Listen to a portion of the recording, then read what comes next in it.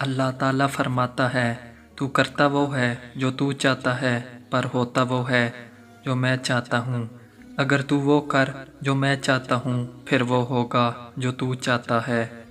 اللہ تعالیٰ جب کسی کی مدد کرنے پر آتا ہے لامعلوم سے کوئی سبب پیدا کر دیتا ہے اور نہ ہونے سے ہونا نکال دیتا ہے۔ جب بھی اللہ کسی چیز سے منع کرے تو بغیر سوال یا اعتراض کیے اللہ کے ہر حکم پر ہم نے سنا اور ہم نے اطاعت کی کہنے والے بن جائیں۔ اللہ کا حکم وہی مان سکتا ہے جس کے دل میں اللہ کی عظمت ہو، جس کے دل میں اللہ کی بڑائی ہو۔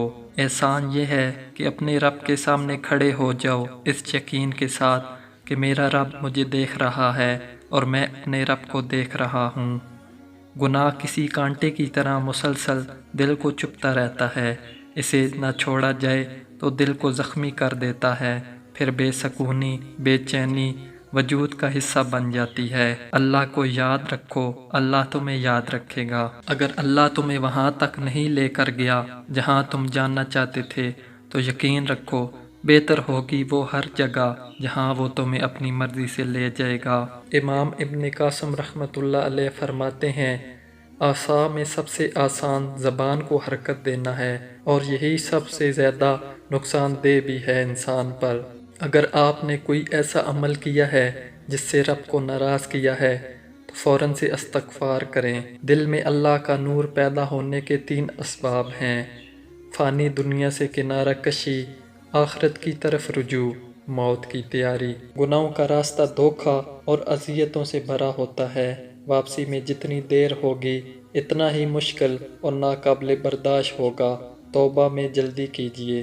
راستے 2 ہی ہیں، اول مجھے یاد رکھو میں تمہیں یاد رکھوں گا، دوم وہ اللہ کو بھول گئے تو اللہ نے بھی انہیں بھلا دیا۔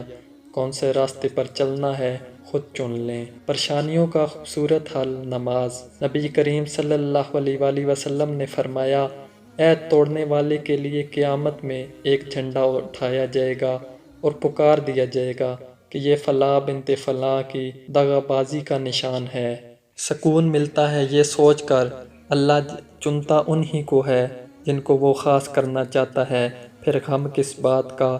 یہ بات بھی کتنا سکون دیتی ہے کہ ہمیں روتے ہوئے کوئی اور نہیں بلکہ ہمارا خالق دیکھ رہا ہے اور ہمارے آنسو خاص ہو رہے ہیں۔ زندگی کی کتاب میں اتنی غلطیاں نہ کرو کہ پنسل سے پہلے ربڑ ختم ہو جائے اور توبہ سے پہلے زندگی۔